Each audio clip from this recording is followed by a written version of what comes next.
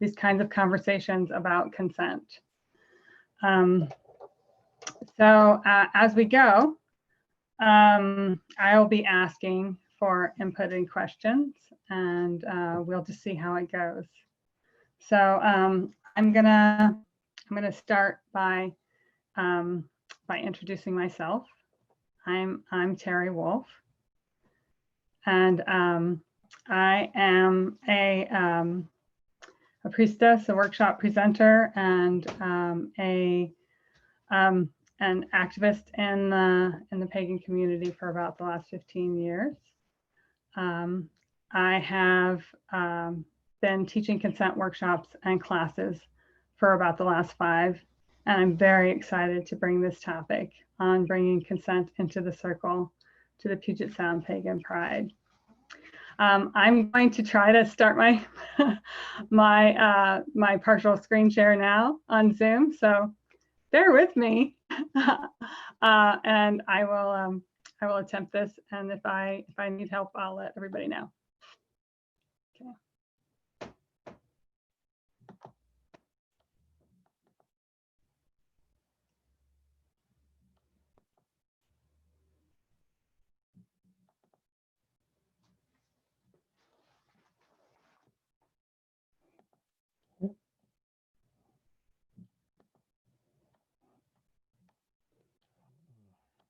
No. Okay, stop sharing and go to share.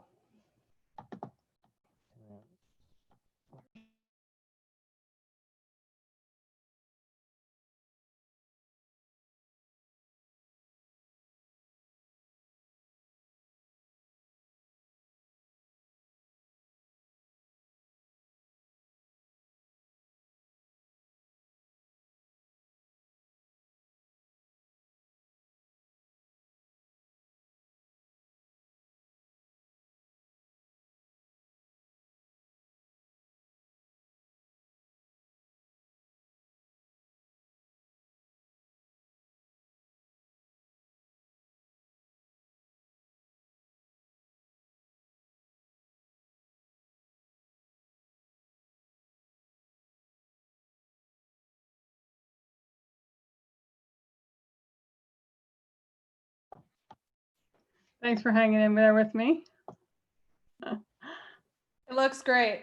Thank you very much. We got here. Yay. Yay. Okay, I'm gonna mute myself again, but I just want to let you know we can see it, and thank you again. Great. All right, so we're in consent in the circle. And here's a little bit more about my bio. I have a background in clinical hypnotherapy and NLP practicing. I am clergy and founding member of Congregation of the Present Heart, a 501c3 religious nonprofit. And I'm also on the board of Between the Veils, which is the organization creating a conference to succeed PantheaCon. So that's me. So these are the topics that I'm going to cover in this workshop. What is consent? Why should we practice consent in our magical circles? Creating a culture of consent within magical practices. The ritual based in consent practice, equity in magical spaces, and circles that accommodate everyone. So we're going to start with asking, what is consent? Words are important. And I believe that it's a good starting place is to kind of define what we're talking about when we say consent, especially when I'm using consent as part of this workshop. So this is one of my favorite quotes here, that consent draws its moral force from the idea that individual freedom and autonomy is a basic human right.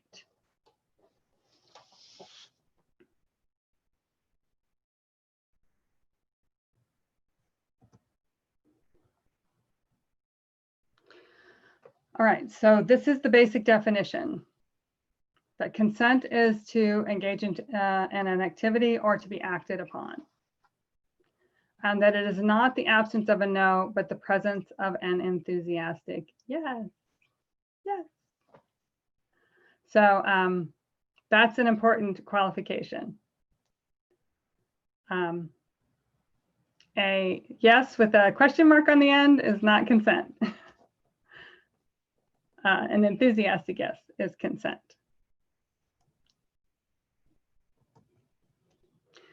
So in the culture of consent, the individual is considered to be the best judge of their own wants and needs. So we have defined consent as being a basic human right, grounded in autonomy, with the individual as the judge of their own agency. Consent is expressed through the presence of yes, rather than the absence of no, and yes must be enthusiastic and without reservation to be considered consent. Some other things to consider is that consent must also be informed, and consent can be withdrawn. Consent that cannot be withdrawn is not consent. And also consent that must be given for each individual act. Consent given once cannot be assumed for future acts. So that's how we are defining consent. So there are levels of consent. So the first thing to consider is the demand. This is obviously not consent. A command is made. There's no opportunity for choice. The first level of consent is the yes/no question, an inquiry. This is a form of consent. However, due to things like peer pressure, social conventions, and the role that power dynamics play in relationships, this is not the most reliable form of consent. Then we have the invitation. The invitation kind of just takes us and leaves it on the table. Like, I'm just going to make an invitation. I'm just going to leave it here on the table. And then I'm going to back up a little bit and let you consider whether you want this thing or not. And then you can let me know, a little bit later. So the invitation is the cleanest form of consent. And the example of this is, I like to use the consent can be as simple as pass the salt, hey, pass the salt doesn't really, it's kind of like the demand. The inquiry is, would you be willing to pass the salt? And you can say yes or no, but really, because of social convention, because of, perhaps power dynamics, you may not really feel like you can say no, but you can say, hey, I have some salt. It's here if you want some. I'm just going to put it right here close to you and you can use it or not. So that's the invitation. So we're going to move on to why consent. And this is my favorite quote on why. We live in a web of unequal power relationships based on oppression.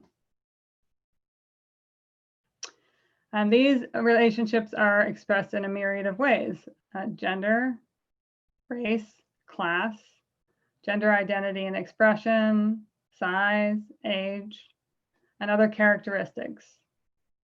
Around these relationships, we have both explicit and unspoken social rules about who can touch other people without permission, exploit their vulnerabilities, or even commit violent acts against their bodies.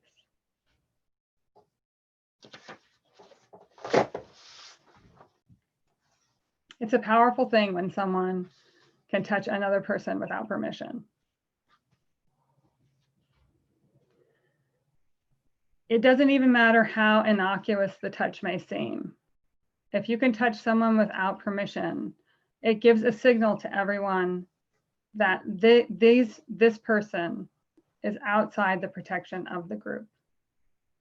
And this is seen in the unwanted and uninvited touch of Black women's hair, and the uninvited touch of pregnant women's bellies, and the touch that children receive regularly from strangers. this is the signal that these are the vulnerable, these are the unprotected. And then there are the violent acts that can be committed against people's bodies without retribution. And I'm sure everyone here can think of at least one example of how that's true.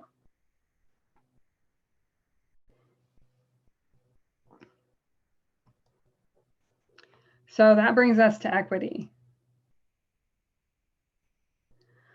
Equity is a social justice term. And I believe that equity and consent go hand in hand. So I'm going to define it first, and then I'm going to talk more about that. So this is from Brandeis University's, this is their definition. True equity implies that an individual may need to experience something different, not equal, in order to maintain fairness. An example is a person in a wheelchair may need a different accommodation to have equitable access as compared to an able-bodied person. Equity reflects processes and practices that both acknowledge that we live in a world where everyone has not been afforded the same resources and treatment, while also working to remedy the fact.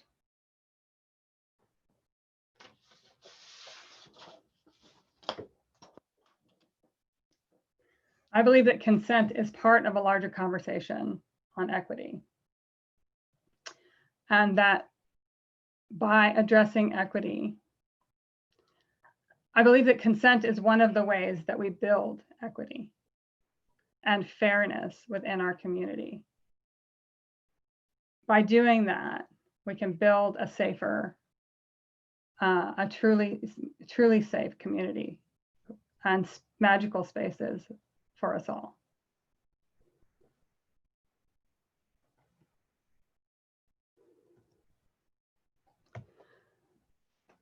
So while the example of the stairs and the able-bodied person and the person in the wheelchair is easy to envision and understand why the person in the wheelchair would need some different accommodation in order to have fair access. It gets a little stickier when we start talking about inequities around things like race and class and gender and other interlocking systems of oppression. But I think that this is important things to think about.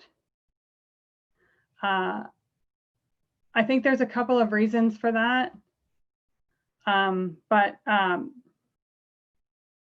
One, I think, is that there are interlocking systems of oppression, so many built into our culture that we all at one point or another probably have experienced one of these systems of oppression.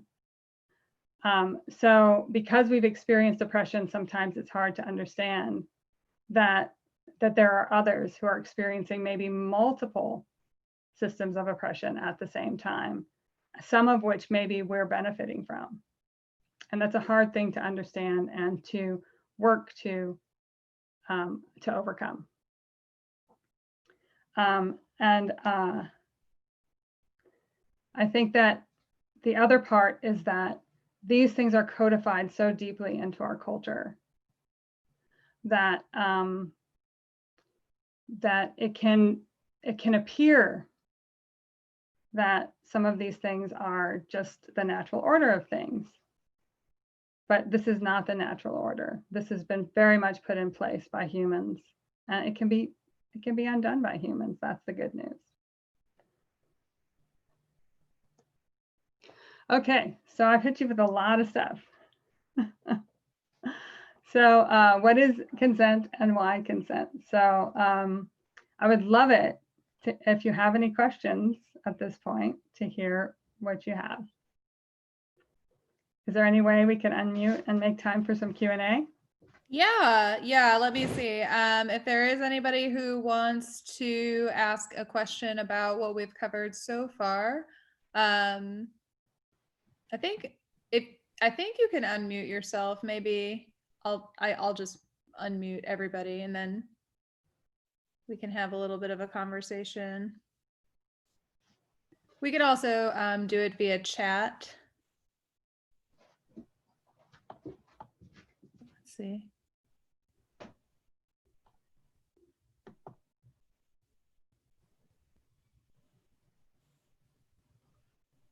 I think just as a general comment that this is something that is so crucial to go over in any sort of spiritual kind of space.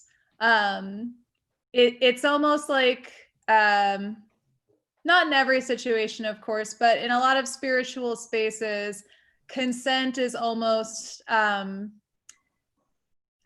don't know, it's very much taken for granted. It's very much like, oh, we're all here, we all believe the same thing, we must be cool with the same things. You know, I hope my language around that isn't too casual, but it's like, it's all the more important for that reason to have these defined boundaries and conversations about this. So I'm just like really excited to see the work on this. Thank you. Thank you. That's so true. That is the assumption that that we should, you know, that we're all coming from the same place, and we're all kind of counterculture, and so therefore we should, you know, not need to have explicit boundaries around these things. But there's no way for us not to bring the power dynamics that are in place, you know, into these spaces. There's no way to not be affected by those and not to bring them with us. Right. Our implicit biases are implicit. They're called implicit for a reason. It's because we're not aware of them. And so we bring all of that right along with us into our magical spaces, and then they end up, you know, not building a fair and equal table for everyone. Yeah, just kind of perpetuating the very things that drove people to consider alternative spirituality in the first place. It's very interesting to see that if you don't do that work, it does tend to still replicate the things that you are trying to, you know, avoid. Right. Okay. So yeah, just if anybody has any questions, feel free to drop them in the chat. And Terry, I think I'm going to put myself back on mute and we'll continue. Yeah, thank you again so much. Okay, great. And so please, you can feel free to interject those questions at any time now. And I would love some feedback here. So I can't see the chat because I'm in this in the presentation. I'll let you know, Terry, if something comes up in the chat bubble, so you don't have to worry about that. Great. Yeah. Terrific. Then I'm going to move on to creating a culture of consent. So how do we do that? How do we create a culture of consent? So if anyone has added consent practices into their sexual practices, it's not going to be a surprise that communication is kind of the key. So I say communicate early and often. And I guess what I should do is step this back a little bit, because I didn't say this earlier. And really what I'm talking about with consent is not just, people tend to think about consent as being part of their sexual practices. But if we're going to consider consent part of equity, we really need to bring consent into all of our interactions, all of our conversations, all of our, not just our magical practices, but all of our relationships. And that, I think, is a part of consent that is not, that's a new frontier. I've started teaching this in the last couple of years, and I noticed that I was the only one in the room talking about this. So I think this is something that is unique that I'm bringing to the conversation. But if you think about it, it has to be it has to be, it makes sense that equity and consent go together. Because if equity creates fairness for anyone who needs access, then having conversations to see what different people need in order to have that fairness is going to be part of that equity. So communication is going to be key to creating that culture of consent. Remember that communication is the two-way street. So it's not just about us getting out there and communicating with people, but also being, taking in that input. And the greater the disparity in power, the power disparity or the gap in authority between, or the social hierarchy, the gap in the social hierarchy, the more necessary it is to listen rather than speak. So I hope that makes sense. So another way to create a culture of consent is to honor the autonomy of each individual by honoring their bodies. No touch without explicit and enthusiastic consent. And we pagans tend to be a super lusty bunch. We're all hugging and kissing each other, but adding consciousness around this practice is really powerful and important.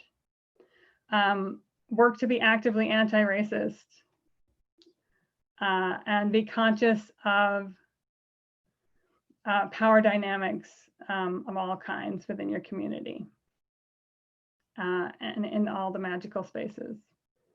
And make accommodations for different abilities and neurologies. I'm going to talk more about that later.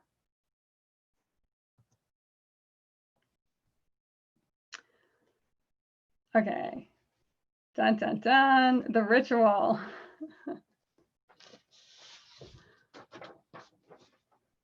Okay, so I'm going to acknowledge that this may be a controversial subject. I probably should have started with that this whole thing could probably be a controversial subject, but I appreciate everybody being here. The reason that this could be a controversial subject is because we're talking about our rights. And rights are rooted in tradition. And tradition, we have powerful feelings about our traditions and how we want them carried forward. So I'm not here to make anybody wrong or to bash anybody's tradition.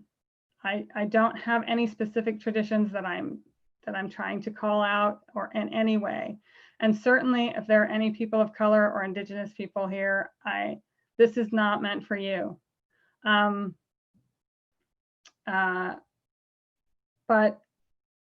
I think bringing in consent into magical practices is something that we could speak about, and we could always learn more about.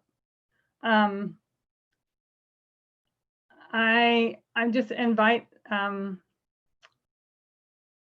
inviting you into an open mind, and if something comes up that's controversial, I'm just going to ask you to stay with me because I mean no harm.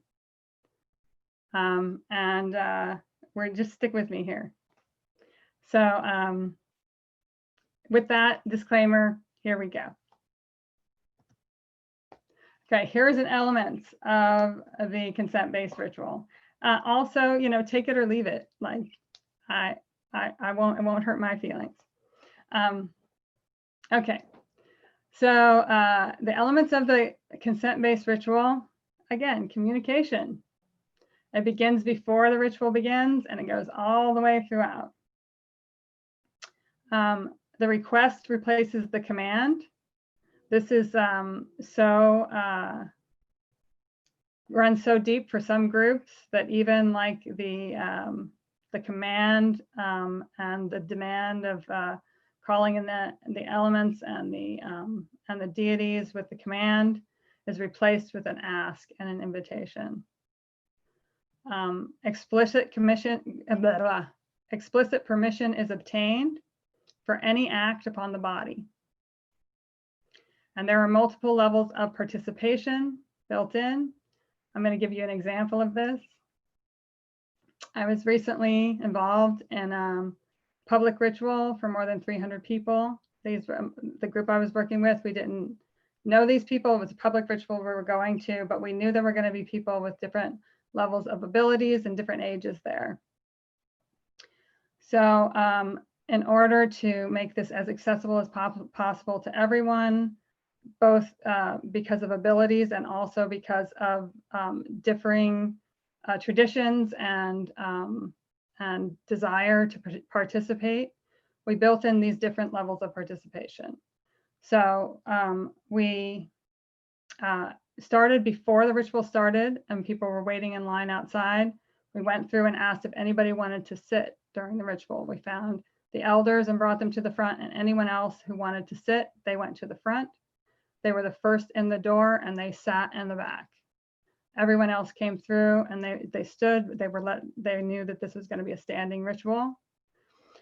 We let them know that there was going to be movement that was part of this. Anyone who didn't want to move could stand at the outside of the circle.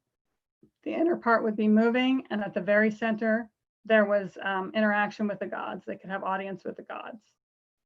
At different times during the ritual, there were offerings from the gods to the participants, and there were priesthood whose job it was to take those offerings to the people who were seated, so that everybody got to participate in the ritual fully. So there were people seated, there were people standing, there were people moving, and there were people in the center having an audience with the god. There were 4 levels of participation. So people could interface at the level that they were and that they wanted to.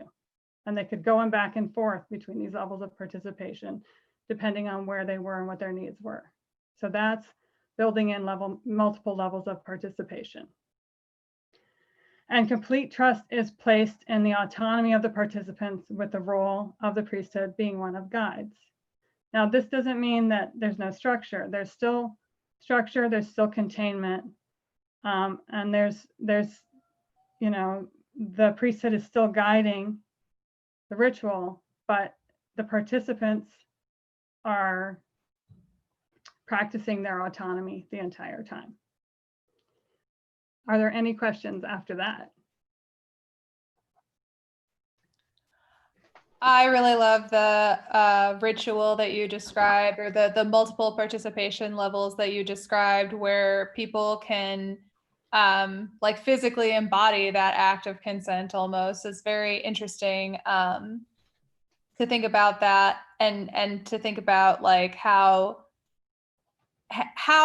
inviting every step of the kind of like consent process within the ritual that you described it can really be. I think that there's like some that there can be some conversation when we talk about things like this, about how things feel a little like, oh, that's not the way I would normally say this, or that's not like the language I would normally use. But it's really like, once you get past that resistance, it's really like so refreshing that that kind of language can actually like open up such a different kind of relationship with others, and like with, you know, spirit or whatever it is that you commune with. So yeah, I think that it, you know, it can be really joyous as well. Sorry if I'm rambling. You're good. Thank you for adding that. Yeah. I think that that the language is less important than the intent, and that as long as the communication is there, and that the levels of participation are provided, that allow people to practice their autonomy and feel their way into where they can participate, that's the most important thing. And then, you know, fill it in with whatever your tradition's language is, as long as that is not oppressive language. And you're going to have to decide for yourself you and your group are going to have to decide whether or not it's oppressive language. I'm not here to make that decision or at all. I don't want that job. So I hope that's helpful. Oh yeah, yeah. All right.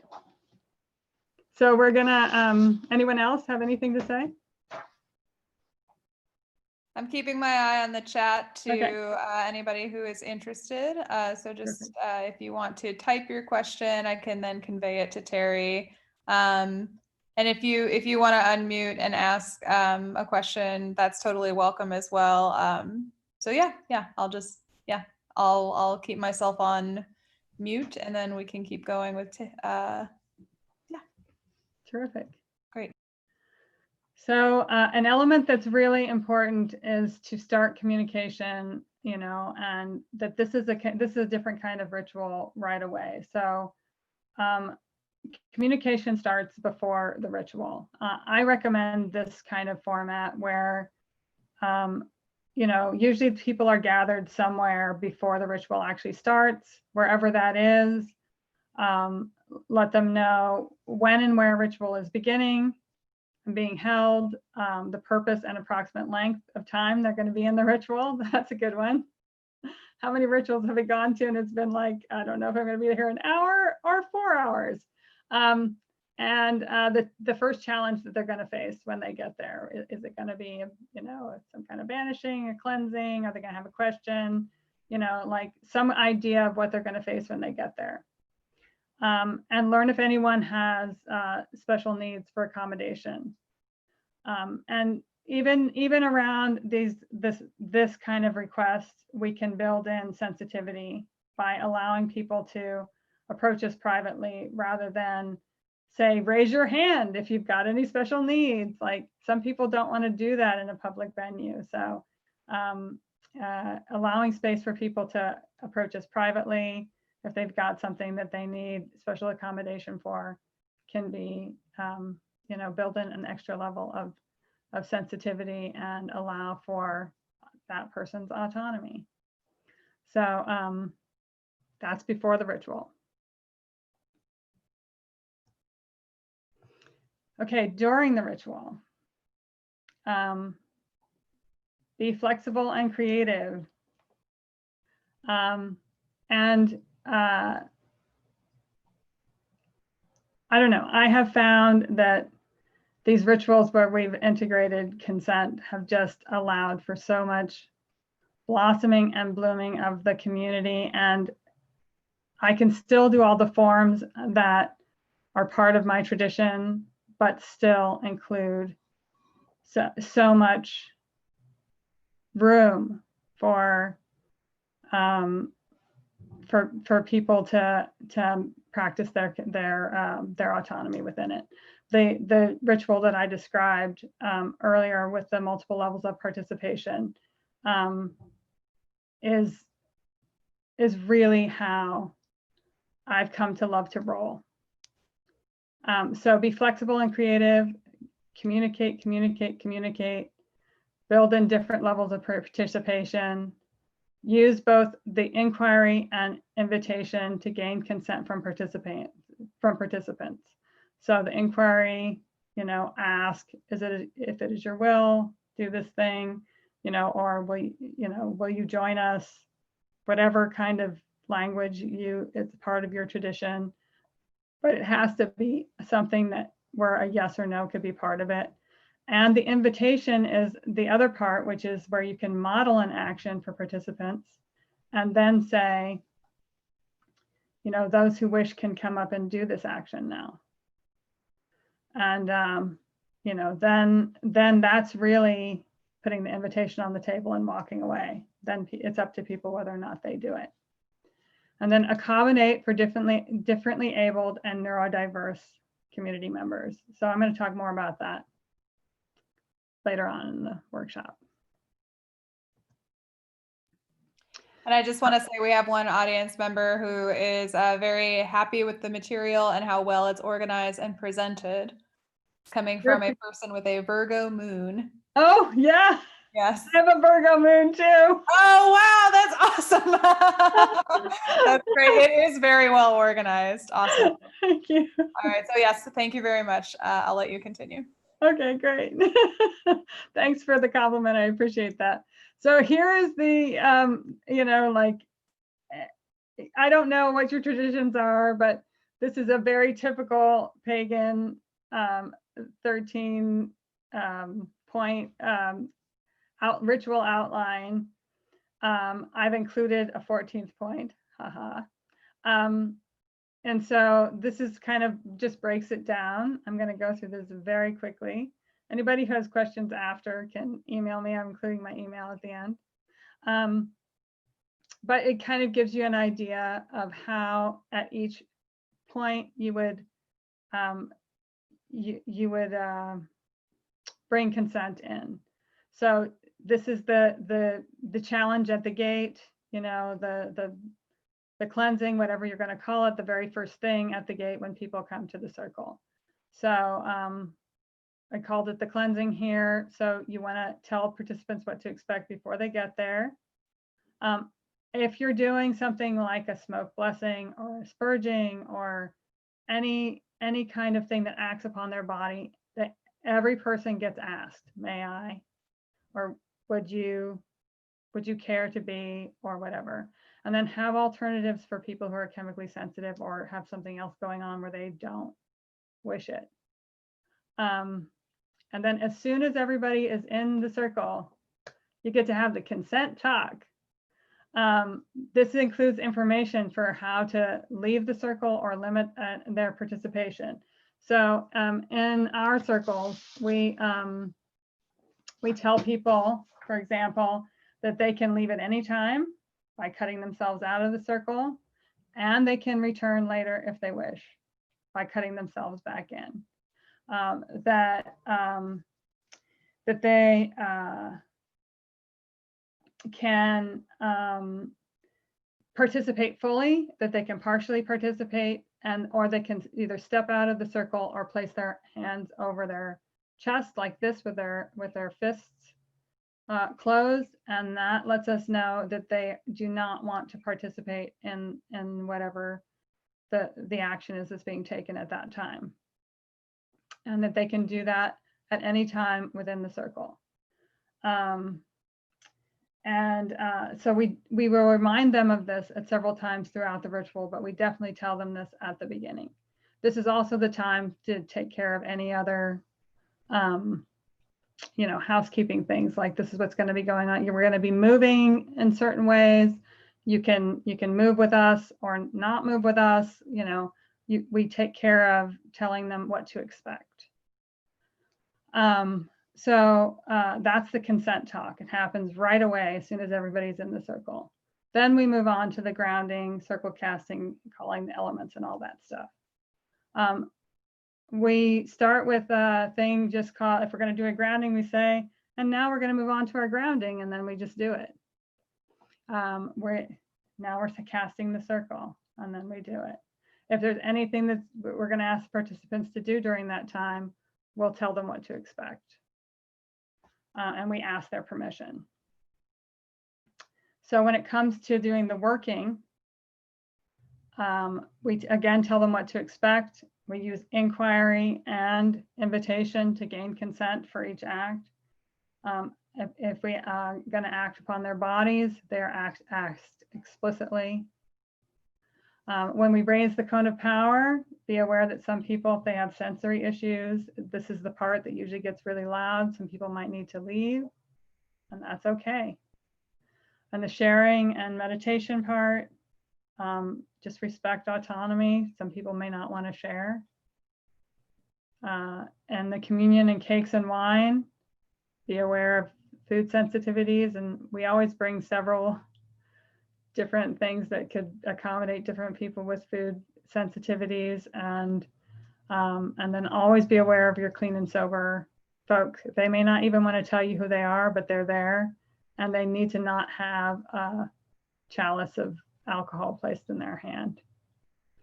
And then, you know, your dismissals and thanks and opening the circle. So that's kind of the really down and dirty, basic, very basic ritual outline. Are there any questions?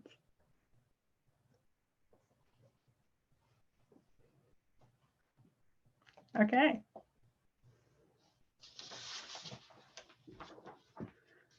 All right. So we have covered the what is consent, why consent, creating a culture of consent with magical practices, and the ritual based in consent practices. Now we're going to move in to equity in magical spaces. So this gets a little deeper. Bringing consciousness into power dynamics. So equity asks us to elevate Indigenous, Black, trans, queer, young people, women's, and poor and working class voices within our community and magical circles. And this is a big deal. I think one of the biggest things that we can do is that last one, which is kind of know that it's incredibly difficult to be aware of our implicit biases and consider getting some implicit bias training and education. If we do that, we'll be more aware of the ways in which we can elevate these people's voices and build a more equitable table for everyone. And Terry, Yeah. I just wanted to say, so sorry to interrupt. I just wanted to say that I really agree with that last point too, especially because implicit bias training and education and classes and things of that nature can really depersonalize the conversation in a way that's extremely helpful. And yeah, so yeah, I totally agree with everything, of course, but yeah, that last point too, especially. Yeah. So it can be very confusing within community when it appears that there is a personality conflict with someone, but you're not taking power dynamics into consideration. Like, wait a minute, is this a trans person? Is this a person of color or an Indigenous person? Have I taken into consideration that there might be a power disparity there? Is there some implicit bias work to do there before I can understand what might be happening and why that person is so upset? Like, so, being conscious of those power dynamics can change the conversation and can heal so much. And it is hard work. It's really hard work. I really struggled with whether or not I should include this as part of the workshop. I was having a small little panic attack before this about whether or not I should be saying this, because I know it's controversial, but I really believe passionately that this is where the work is, and that it's our job to do it. So, yeah. I mean, those of us with more privilege or more access, it's our job to do it. I don't know, who's here, so I won't say our as in including everyone, but it's my job to do it. Yeah. So, yes, and then I said, trust the wisdom of their stories and their lived experiences. It is not our job to decide whether or not their stories are valid. It is our job to listen to their stories and believe them. And if we'll start listening, it will change not only the dynamics of our circles, but it will change us. We have another comment from the audience, just agreeing, saying we white/white presenting people need to keep talking about this and do this work. It is uncomfortable. Thank you. Okay, thank you. Thank you for the for the support. I appreciate it. Yeah, yeah. It can be uncomfortable, but I mean that's what makes it hard work, you know, and it's something that I think that we can acknowledge and yeah, work with it. Yeah. So thank you again. Sure. So and then invite marginalized people into positions of leadership whenever possible. So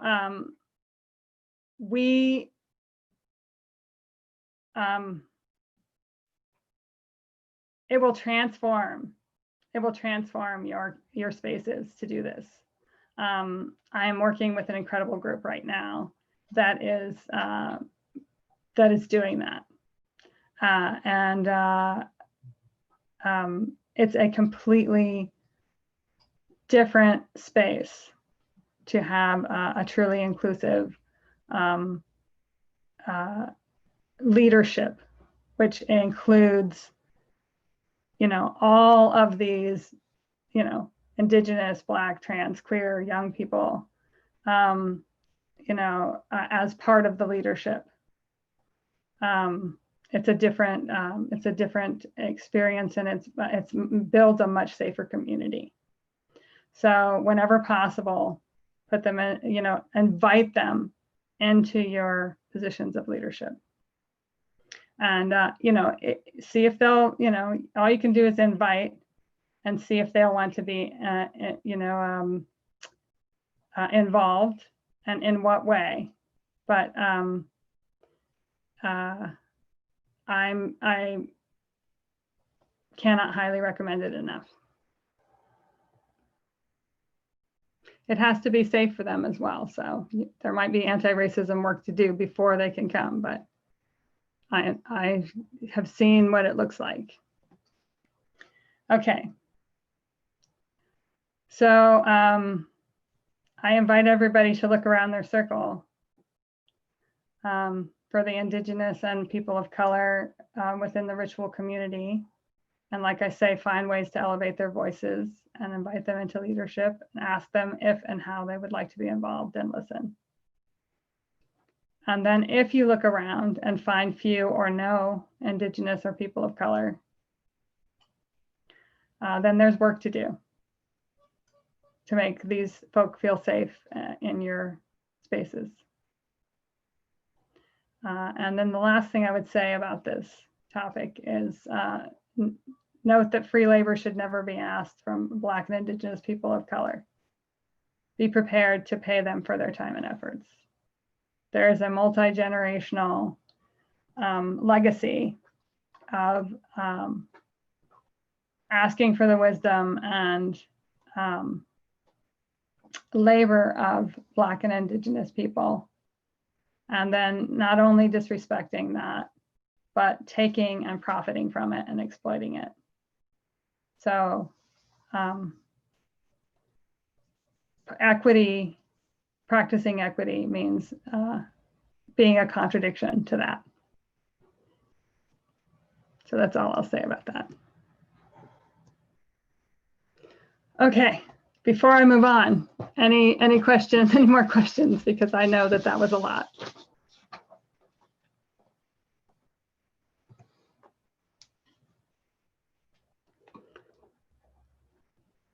Okay.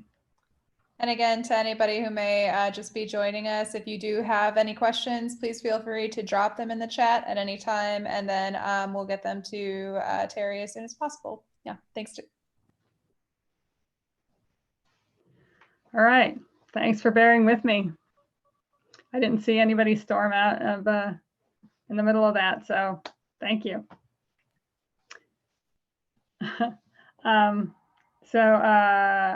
We're going to move on to circles that accommodate everyone. Why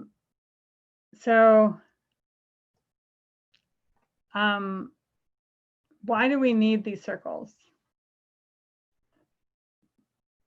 And the answer is because people are being hurt. Chemically sensitive people are being subjected to incense and smoke blessings and other strong scents. People with sensory issues are being subjected to loud noises, light, strange sensations, and tastes. Differently abled may not always be seen as needing extra seating or to move differently during ritual. Clean and sober are finding a chalice of spirits being handed to them in circle. These are only a few of the kinds of microaggressions experienced by our differently abled, neurodiverse, and recovering communities.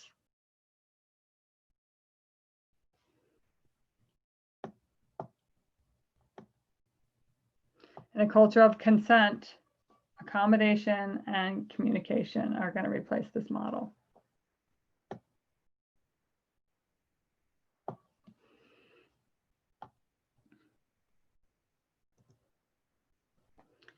So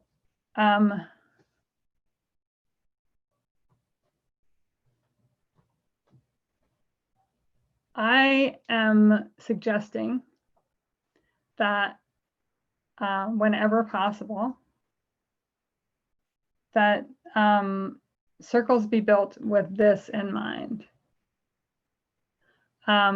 This is what our group has started doing. We have defaulted to building our circles with this in mind.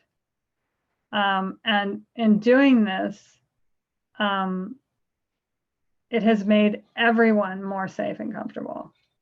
Not just the people who are clean and sober, not just the people who have dietary restrictions, not just the people who are differently abled or neurally diverse. It's made everyone more safe and comfortable. And so, and it has, it's gone deep in a way that I can't kind of describe. People who didn't realize that they were kind of suffering through were able to like enjoy ritual in a different way.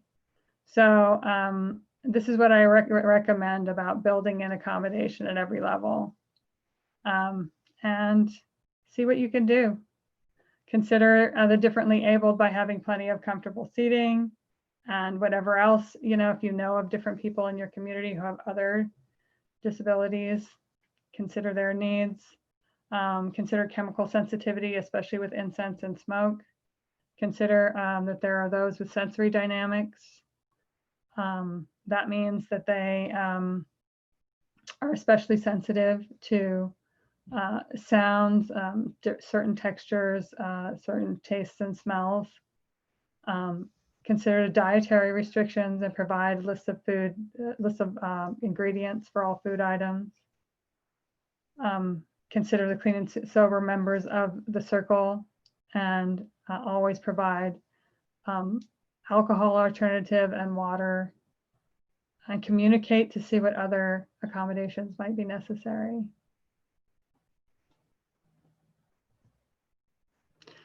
So we have covered all of the topics that I have for you today. Does anyone have anything else?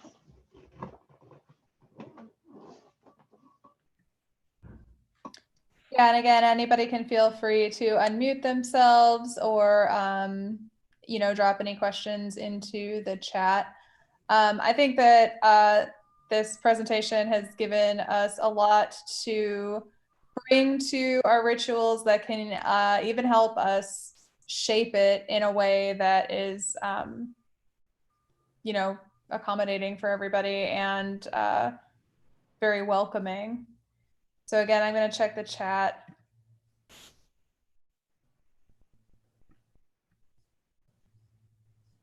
Yeah. And then Terri, where can we find you online? Okay. I am, you can email me here. That's the website for my organization. I'm on Facebook as well. Wonderful.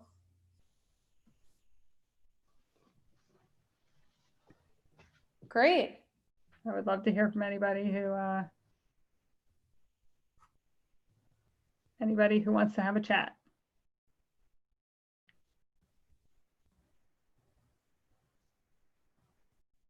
I want to thank everybody.